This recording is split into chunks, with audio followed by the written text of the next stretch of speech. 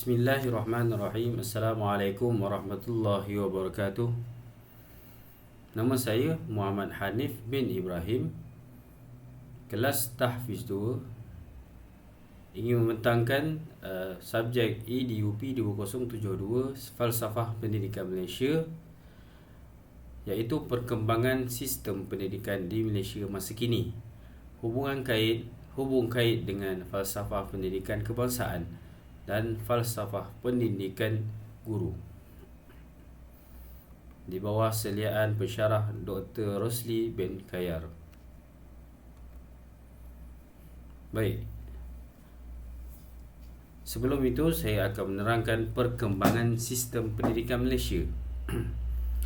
Sistem pendidikan Malaysia sebelum kemerdekaan, iaitu sekolah pondok, laporan Cismen, laporan Barnes, laporan FEMU, ordinan pembelajaran.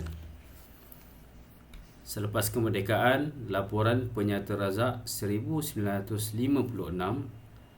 laporan Rahman Talib 1960, Akta Pendidikan 1961, laporan Aminuddin Baki, seterusnya Akta Pendidikan 1996, laporan Jawatan Kuasa Kabinet, Pelan Induk Pembangunan Pendidikan, FPK iaitu Falsafah Pendidikan Kebangsaan, Pelan Pembangunan Pendidikan Malaysia, PPPM 2013 hingga 2015. Perkembangan sistem pendidikan di Malaysia sebelum mencapai kemerdekaan. Pendidikan Tanah Melayu dikelola dan dikendalikan di bawah selia dan diletakkan kuasa pentadbiran penjajah Inggeris tanpa berpandukan falsafah atau dasar yang jelas. Mengapakah pelajar generasi hari ini perlu mengetahui perkembangan pendidikan negara? Jadi mereka menikmati kemajuan negara setelah lebih 60 tahun Malaysia berkembang pasca merdeka, perlu tahu perkembangan sistem pendidikan. Mereka juga perlu tahu bahawa sistem pendidikan pada zaman British di Tanah Melayu telah memberi kesan yang besar dalam masyarakat, terutamanya dalam mewujudkan polarisasi kaum. Sejarah perkembangan pendidikan terbahagi kepada 3 era utama, iaitu era sebelum kedatangan British yang sebelum tadi tu, dan semasa pemerintahan British, dan selepas kemerdekaan Tanah Melayu. Sejarah itu terus berkembang dan membentuk sebuah negara merdeka yang dinamakan Malaysia. Tidak dinafikan juga bahawa tokoh-tokoh terkenal negara ini ramai yang lahir pada era sebelum atau semasa pemerintahan British. Tokoh-tokoh yang lahir pada era sebelum kedatangan British menjadi pelopor kepada perkembangan pendidikan agama.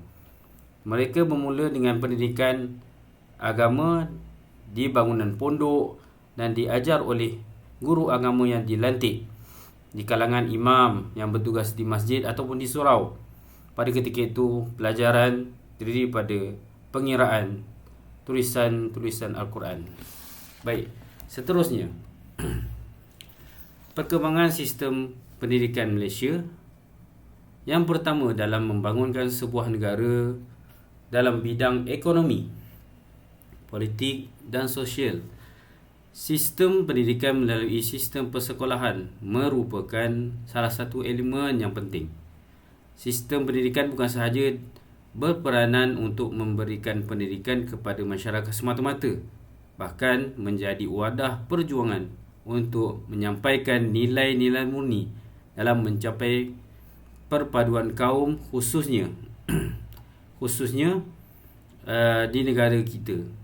Yang ketiga, Malaysia adalah sebuah negara yang mempunyai masyarakat yang berbilang kaum, agama dan adat rasam, di mana ia dikenali sebagai masyarakat yang majmuk, masyarakat majmuk. Pelaksanaan sistem pendidikan yang dijalankan perlu mengikut keperluan dan kesesuaian masyarakat Malaysia. Sistem pendidikan pondok. Sistem pendidikan pondok ini pendidikannya tidak formal dan diadakan di surau dan madrasah. Pengajian Al-Quran dan tajwid, tafsir Al-Quran, hadis, pengajian fiqah dan tauhid. Jumlah pengajian yang tidak ditetapkan oleh jumlah yuran pengajian yang tidak ditetapkan oleh pihak pentadbiran, dan kaedah paling utama iaitu kaedah hafazan. Merujuk pada konsep sekolah pondok merupakan sebuah institusi pendidikan tradisional Islam di mana dia diamalkan di Indonesia, Selatan Thailand dan Tanah Melayu. Sistem pendidikan yang diamalkan adalah berteraskan pengajian ilmu Islam. Sistem pendidikan pondok ialah pengurusan yang terawal dilaksanakan. Sistem pendidikan ini ditadbir secara tidak formal oleh ilmuwan agama Islam. Pendidikan Islam ini berlaku di tempat-tempat ibadah dan madrasah.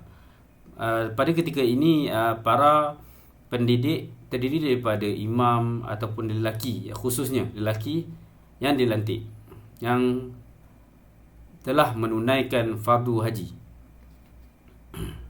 Pendidikan diberikan terdiri daripada golongan dewasa dan lelaki dan perempuan. Tidak menetapkan had umur.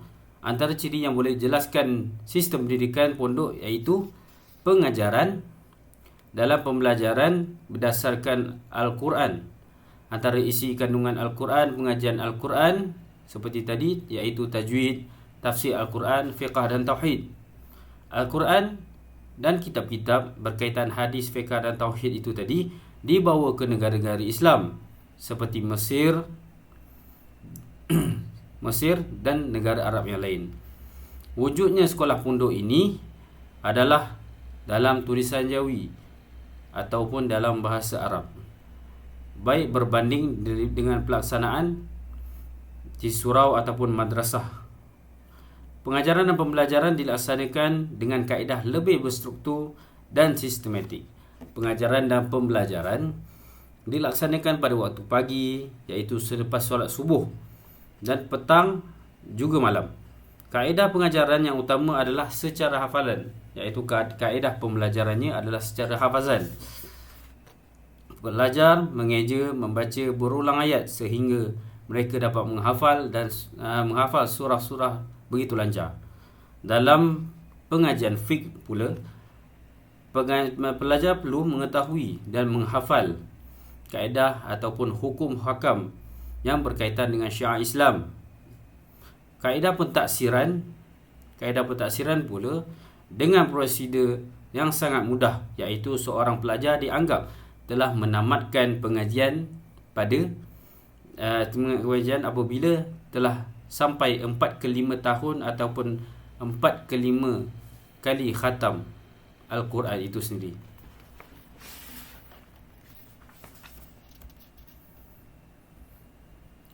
Hubungan kait antara sistem pondok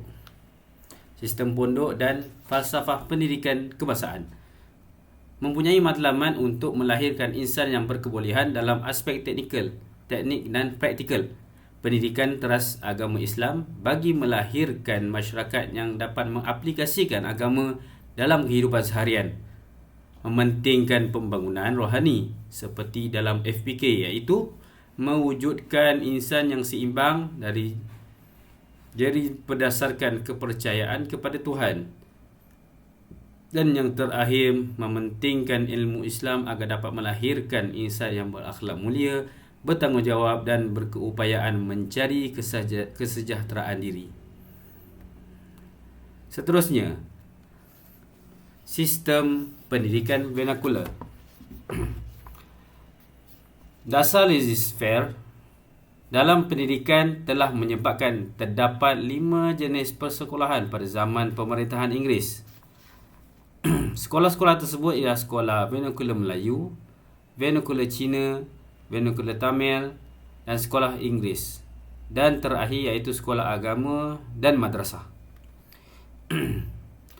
Setiap sekolah untuk satu kaum tertentu sahaja. Setiap sekolah menggunakan bahasa menghadar, buku teks, sukatan pembelajaran yang berbeza. Kurikulum setiap jenis sekolah berbeza dan tidak seragam. Dan sekolah dibina di kawasan tertentu seperti ladang, bandar dan kampung. Dan yang terakhir tidak menyediakan pelajaran dan teknikal. Baik, seterusnya adalah laporan Cheeseman. Nama sebenar adalah Mr. Harold Ambrose Robinson Cheeseman. Beliau adalah pengarah pendidikan Melayu Union 1946 pada tahun 1890 hingga 1961 hayatnya. Iaitu membina semula sistem pendidikan demi menjamin setiap jenis sistem persekolahan dikembangkan dengan sepenuhnya.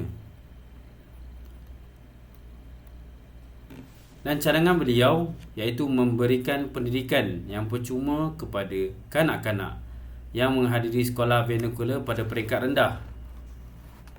Pelajar di sekolah rendah berpeluang untuk mempelajari bahasa Inggeris. Sekolah menengah terdiri daripada 2 jenis sahaja. Dan pendidikan vocational hendaklah dilaksanakan dengan sepenuhnya. Kanak-kanak dibenarkan menggunakan bahasa ibunda masing-masing. Mata pelajaran sains dimasukkan dalam sukatan pelajaran, menambahkan pertunggangan dan memperbaiki kurikulum bagi sekolah vernacular. Subjek amali dimasukkan ke dalam kurikulum bahasa Inggeris. Seterusnya, laporan Barnes, iaitu L.J. Barnes nama sebenarnya, dan beliau adalah pengarah pendidikan Malayan Union 1946 dan beliau menyelidik dan memperbaiki pendidikan orang Melayu. Cadangan Barnes iaitu matlamat pendidikan ke arah membentuk satu berupa bangsa berasaskan pelbagai kaum. Semua sekolah vernacular dibubarkan dan digantikan dengan sekolah kebangsaan. Sekolah rendah, sekolah kebangsaan menggunakan bahasa Inggeris atau Melayu sebagai bahasa penghantaraan. Sekolah kebangsaan, kanak-kanak berumur 6 hingga 12 tahun yang diberi pendidikan percuma. Sekolah menengah bahasa Inggeris sebagai bahasa penghantar. Pembinaan sekolah vocational yang moden. Kurikulum hendaklah menekankan mata pelajaran sains, seni perusahaan dan sains rumah tangga. Sekolah kebangsaan dan pentadbiran dana keuangan ditanggung oleh penguasa pelajaran setempat dan kerajaan. Penubuhan jemaah nazir persekutuan, pembinaan maktab perguruan berasrama untuk memegang sijil persekolahan. Baik, hubung kait laporan Barnes dan falsafah pendidikan kebangsaan. Meningkatkan mutu pendidikan di sekolah dengan mewujudkan latihan perguruan kepada guru. 1951 iaitu Barnes mencadangkan pada tahun 1951 Barnes mencadangkan maktab perguruan bagi meningkatkan kualiti guru, melahirkan rakyat yang berilmu pengetahuan, memperkembangkan lagi potensi individu seperti mana yang digariskan dalam falsafah pendidikan kebangsaan. Seterusnya laporan Fan Wu. Laporan Fan Wu iaitu namanya adalah Dr. Fan, Profesor Dr. Wu Teh Yaw pada tahun 1951. Beliau menyimak semula laporan Barnes dan pandangan masyarakat Cina yang menganggap laporan itu menghapuskan tradisi orang Cina. Dan cadangan Fan Wu, orang Cina diberi peluang untuk membentuk kebudayaan negara walaupun bahasa Melayu dan bahasa rasmi. Bahasa Melayu bahasa rasmi dan bahasa Inggeris adalah bahasa antarabangsa. Galakan kepada orang Cina untuk kuasai bahasa Melayu dan Inggeris, hubung kait insan dan yang seimbang dan harmonis. Kerajaan Inggeris menggalakkan orang Cina kuasai 3 bahasa. Pengajaran bahasa Inggeris, bahasa Cina, Melayu hendaklah diperbaiki. Guru terlatih di sekolah Cina tidak mencukupi. Bantuan keuangan untuk sekolah Cina perlu ditambah baikkan Buku teks sekolah Cina perlu disemak dan dimasukkan unsur masyarakat tempatan terutama Cina dan Hong Kong. Buku teks sekolah Cina perlu disemak dimasukkan unsur masyarakat tempatan terutama Cina dan Hong Kong. Dasar pendidikan negara hendaklah ke arah matlamat yang membentuk kewarganegaraan Melayu. Cina mesti menyiapkan kanak-kanak untuk tempuh aspek kehidupan berdasarkan latar belakang kehidupan masyarakat, hubung kait keupayaan untuk mencapai kesejahteraan diri. Baik, seterusnya saya akan membentangkan falsafah pendidikan kebangsaan.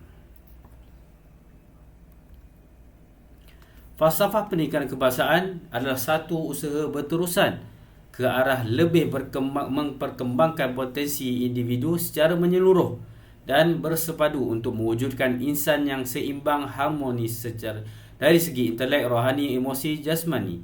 Berdasarkan kepercayaan kepatuhan kepada Tuhan, usaha ini bagi melahirkan warga negara Malaysia yang berilmu, pengetahuan dan berketerampilan, berakhlak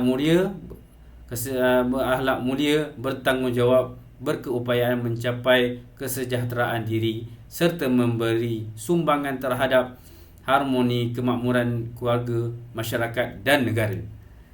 Falsafah pendidikan kebangsaan iaitu elemen-elemennya adalah: yang pertama, pendidikan ialah satu usaha berterusan. Yang kedua, memperkembangkan potensi individu. Yang ketiga, melahirkan insan yang seimbang dan harmoni. Seterusnya, perkembangan potensi secara menyeluruh dan bersepadu. Kepercayaan kepada Tuhan. Seterusnya, melahirkan rakyat yang berilmu pengetahuan.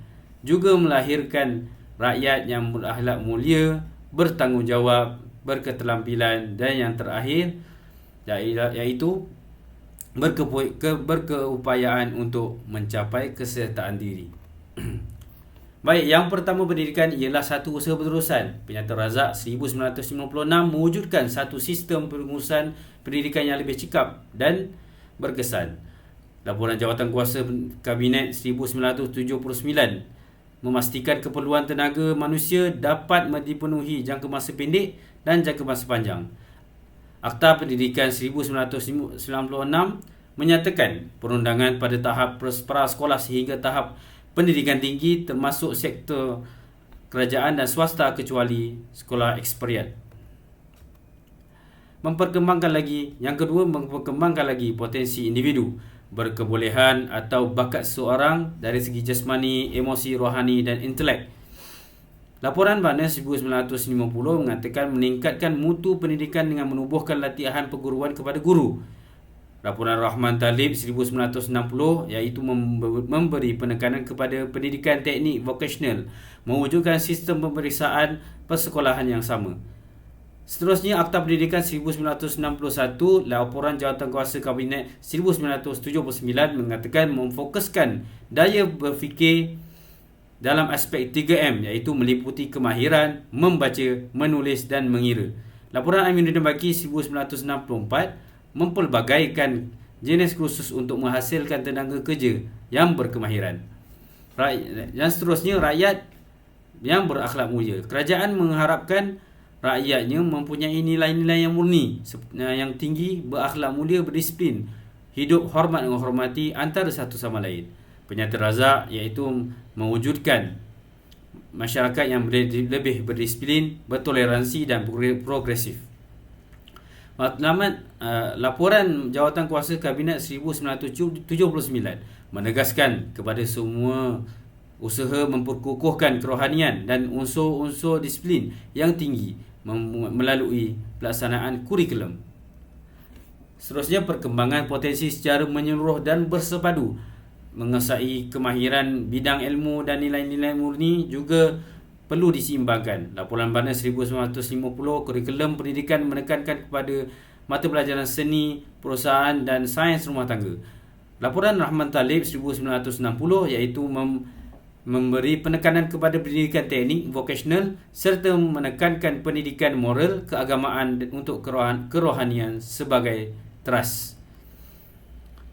Kepercayaan kepada Tuhan dan kepatuhan kepada Tuhan iaitu mengawal diri daripada melakukan kejahatan dan mempercayai mempercayai setiap perbuatan pasti mendapat balasan akhirat. Setiap pendidikan pondok mementingkan pembangunan rohani dan ilmu Islam seperti Al-Quran untuk melahirkan insan yang berakhlak mulia, bertanggungjawab dan berkeupayaan mencapai kesejahteraan diri. Laporan Talib 1960 menyatakan memberi penekanan kepada pendidikan moral dan Islam. Seterusnya, rakyat yang berketerampilan. Kerajaan akan mengharapkan rakyat dapat menonjolkan diri daripada melaksanakan tugas yang lebih cekap. Penyata Razak 1956 menyatakan penyusunan semula pelajaran teknik memperkenalkan sukatan pelajaran dan jadual waktu yang sama bagi semua sekolah. Seterusnya, rakyat yang berilmu pengetahuan. Setiap rakyat mempunyai ilmu pengetahuan yang secukupnya. Laporan Cisman mengatakan pelajaran sains dimasukkan dalam sukatan pelajaran. Laporan Banas Ordinan Pelajaran dan Penyata Razak mengatakan pembangunan sumber manusia melalui mata pelajaran teknik dan vokasional. Akta Pendidikan 1996 untuk memantapkan sistem pendidikan kebangsaan sebagai satu usaha menjadikan Malaysia merupakan satu pusat kecemerlangan pendidikan. Seterusnya, rakyat yang bertanggungjawab. Mendidik rakyat untuk lebih bertanggungjawab terhadap diri, negara serta meneruskan pendidikan serta menjadi penerus kepada pendidikan. Penyata Razak 1956 menyatakan menekankan kepada semua membentuk perpaduan antara kaum menghasilkan tenaga kerja. Akta Pendidikan 1996, sistem pendidikan menetapkan bahasa kebangsaan ialah satu bahasa Melayu, iaitu bahasa Melayu. Menetapkan bahasa kebangsaan ialah bahasa Melayu dan merupakan bahasa penghantar di sekolah.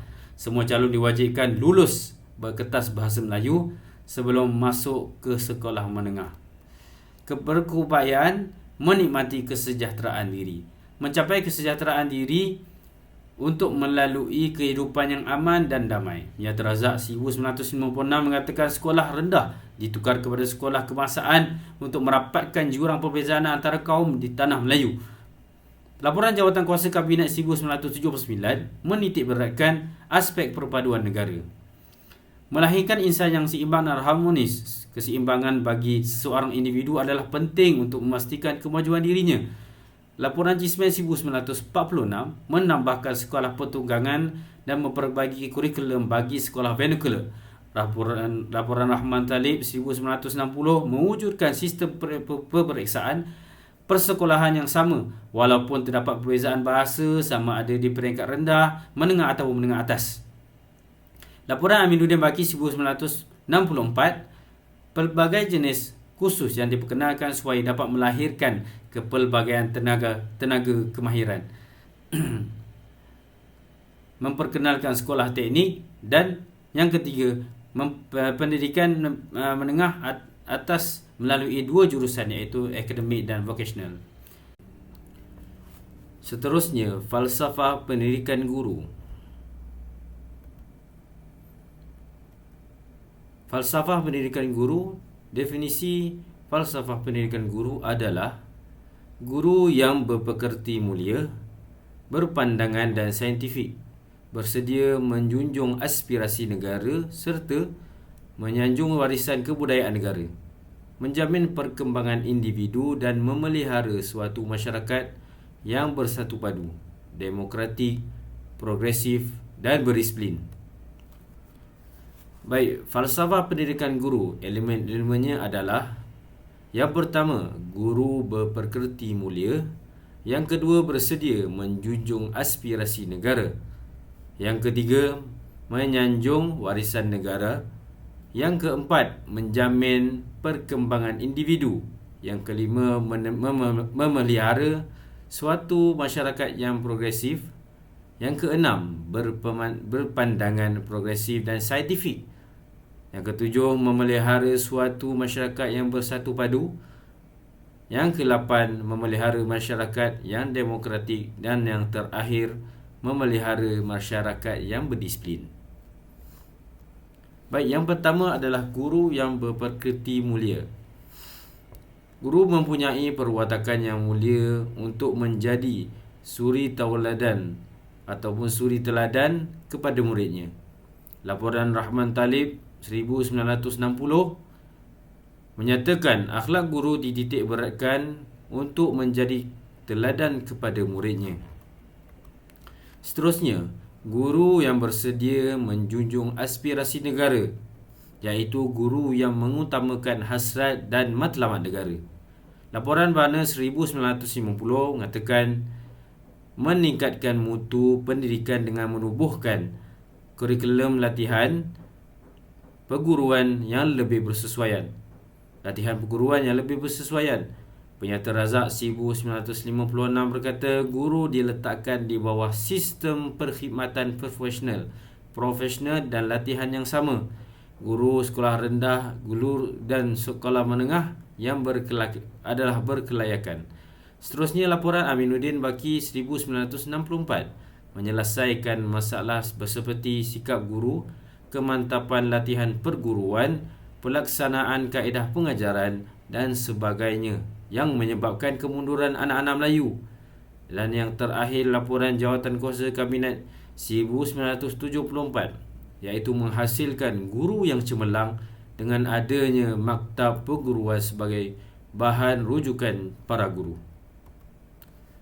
Dan yang ketiga, elemennya adalah guru yang berpandangan progresif dan saintifik. Guru berusaha untuk tidak ketinggalan dari segi profesional dan berfikiran positif, inovatif dan motivatif. Penyata Razak 1956 berkata, menyediakan kemudahan pelajaran yang mencukupi. Guru perlu berpengetahuan luas seiring dengan usaha membentuk corak budaya. Akta Pendidikan 1961 memudahkan tata cara pengurusan pelajaran dan meningkatkan pelajaran keseluruhan. Elemen yang keempat adalah guru yang menyanjung perkembangan individu. Laporan Talib Ahmad Talib 1960 menekankan pendidikan moral dan agama, menekankan pendidikan teknik dan vokasional. Yang ketiga, mewujudkan sekolah peralihan dengan meningkatkan penguasaan bahasa bagi pelajar SJKC, SJKT yang bertukar ke sekolah Melayu dan Inggeris. Akta Pendidikan 1961 menekankan kepada pendidikan asas membaca, menulis dan mengira, iaitu 3M. Laporan Jawatankuasa Kabinet 1974 merancang semua kurikulum sekolah rendah supaya pelajar dapat menguasai kemahiran asas seperti bidang komunikasi dan perkembangan diri individu, bidang teknik dan vokasional di peringkat menengah rendah diperkenalkan. Elemen yang seterusnya adalah guru yang memelihara suatu masyarakat yang demokratik, iaitu guru mesti memberi peluang kepada murid untuk membuat keputusan dan mengamalkan keadilan dalam membuat keputusan dan bertindak berasaskan pertimbangan wajar. Yang keenam, guru yang memelihara suatu masyarakat yang progresif, iaitu memfokuskan kepada aspek inovatif, kreatif, analytical, critical, holistik dan bersepada dalam menjalankan tugas. Laporan Cismen 1946 iaitu membuat penambahan bagi sekolah pertukangan dan membaik pulih kurikulum sekolah. Mata pelajaran sains dimasukkan ke dalam sukatan pelajaran. Subjek amali mesti dimasukkan ke dalam kurikulum bahasa Inggeris. Seterusnya, laporan Rahman Talib 1960 lebih memfokuskan kepada pendidikan teknik dan vokasional untuk menjaga tenaga kerja yang mahir. Yang ketujuh, memelihara suatu masyarakat yang bersatu padu. Memberi fokus kepada unsur bersatu padu melalui aktiviti yang dijalankan, iaitu laporan Rahman Talib 1960 menjadikan bahasa Melayu sebagai bahasa kebangsaan untuk menyatu padukan kaum di Malaysia. Elemen yang ke-8 adalah guru yang memelihara suatu masyarakat yang disiplin. Guru menerapkan nilai etika dan peraturan yang mesti dipatuhi untuk murid. Akta Pendidikan 1961 menegaskan kepada pendidikan kerohanian yang kukuh unsur-unsur disiplin yang diingini. Baik, seterusnya adalah pendidikan pada masa kini, iaitu memerlukan pengisian yang sentiasa relevan dan fleksibel untuk disesuaikan dengan perubahan keperluan literasi teknologi maklumat dan komunikasi, iaitu TMK, dan ketidaktentuan dunia hari ini. Keperluan dan tuntutan perubahan ini telah melahirkan kerangka baru dalam sistem pendidikan di Malaysia. Pembentukan dasar baru dalam sistem pendidikan ini menuntut pelbagai perubahan dalam pelaksanaannya. Impak paling jelas ialah perubahan strategi dan pendekatan pengajaran guru untuk memastikan murid mendapat pendidikan yang boleh membantu mereka menghadapi proses sosialisasi dalam persekitaran yang semakin mencabar. Pelan Pembangunan Pendidikan Malaysia (PPPM). Pelan Pembangunan Pendidikan Malaysia adalah cetusan idea yang diilhamkan oleh Perdana Menteri Malaysia yang merangkap Menteri Pendidikan pada ketika itu, iaitu Tan Sri Muhyiddin Yassin. Pelan Pembangunan Malaysia ini merupakan satu manifestasi transformasi kerajaan pada ketika itu yang dianggap paling menyeluruh dan besar daripada peringkat prasekolah hingga ke pusat pengajian tinggi. Perancangan ini menjangkakan pulangan yang terbaik modal insan untuk memacu segala hasrat pembangunan negara. Pelan Pembangunan Pendidikan Malaysia mengandungi 5 aspirasi sistem KPM 2013, iaitu: yang pertama, akses. PPP 2013 hingga 2025 menyasarkan 100% enrolment berentas semua peringkat pendidikan dari sekolah prasekolah hingga menengah menjelang 2020. Melalui pelaksanaan PPP 2013 hingga 2025, setiap kanak-kanak warga negara Malaysia berhak mendapat kesamarataan peluang pendidikan bagi membolehkan mereka mencapai potensi masing-masing.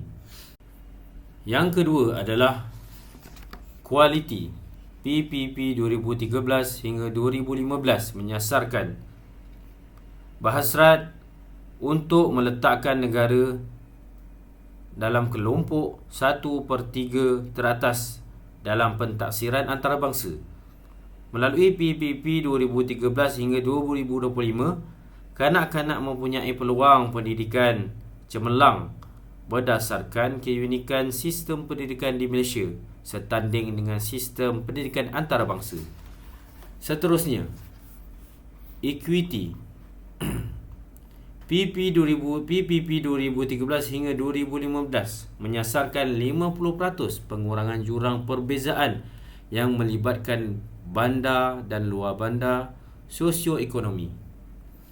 Hasrat kementerian adalah untuk melaksanakan sistem pendidikan berprestasi tinggi dalam menyediakan pendidikan yang terbaik kepada setiap kanak-kanak tanpa mengira kelakuan, tanpa mengira kedudukan grafik dan merapatkan lagi pencapaian antara murid. Yang ketiga, perpaduan. Sistem pendidikan yang menawarkan perkongsian pengalaman dan nilai. PPP 2013 hingga 2025 merealisasikan hasrat Kementerian Pendidikan untuk menjana satu sistem pendidikan yang memberi peluang kepada murid untuk berkongsi pengalaman dan aspirasi demi memperkukuhkan asas perpaduan rakyat. Implikasi perkembangan dalam pendidikan Malaysia. Sebagaimana umum mengetahui, evolusi pendidikan yang berlalu dengan mengharungi kepelbagaian cabaran, halangan dan tentangan daripada beberapa pihak yang mempunyai kepentingan sendiri. Proses perkembangan itu berlaku dan menyebabkan perubahan terhadap sistem pendidikan di Malaysia. Perkembangan ini memberi implikasi kepada sistem pendidikan di Malaysia pada hari ini. Antaranya ialah sejarah perkembangan pendidikan yang berlaku dengan cabaran-cabaran yang dihadapi, memberi implikasi terhadap perancangan dan pengubalan reka bentuk kurikulum pendidikan. Penyediaan kerangka reka bentuk kurikulum perlu mengambil kira kesepaduan keseimbangan aspek-aspek penting yang berkaitan dengan perpaduan dan pelbagai kaum di Malaysia. Elemen-elemen penting ini juga perlu jalinkan dengan ilmu pengetahuan dan perlu diserapkan untuk melahirkan modal insan yang seimbang dan harmoni. Nilai murni perlu diterapkan secara bersepadu melalui pelbagai disiplin. Yang kedua, perjuangan pihak-pihak yang mencadangkan supaya pendidikan teknik dan vokasional diperkenalkan telah memberi peluang kepada pelajar untuk menyalurkan kemahiran mengikut kecenderungan mengikut bidang. Bidang-bidang yang pendidikan lain seperti keusahawanan, sains, teknologi turut memberi penekanan yang sama untuk melahirkan insan yang serba boleh, kreatif dan inovatif dan berdaya saing pada pelbagai peringkat. Juga rumusan pada pembentangan hari ini dan juga perkembangan Malaysia pada hari ini jelas bahawa sejarah perkembangan pendidikan Malaysia memberi implikasi yang sangat besar kepada proses pengajaran dan pembelajaran yang perlu dilaksanakan dengan mengembangkan lagi potensi pelajar secara menyeluruh. Sejarah pendidikan negara menyaksikan evolusi perkembangan dengan catatan cabaran tersendiri yang perlu dijadikan iktibar kepada generasi hari ini. Tuntutan dan kehendak daripada pelbagai pihak ditangani secara harmoni dan direalisasikan dengan mengekalkan matlamat dan dihasratkan apa yang dihasratkan, manakala perpaduan terus dipelihara dengan penambahbaikan dari semasa ke semasa. Cukup sekadar itu pembentangan saya pada hari ini, iaitu perkembangan pendidikan Malaysia, hubung kait antara falsafah pendidikan kebangsaan dan falsafah pendidikan guru. Dari saya, Muhammad Hanif bin Ibrahim, kelas tahfiz 2, ucapkan Assalamualaikum warahmatullahi wabarakatuh.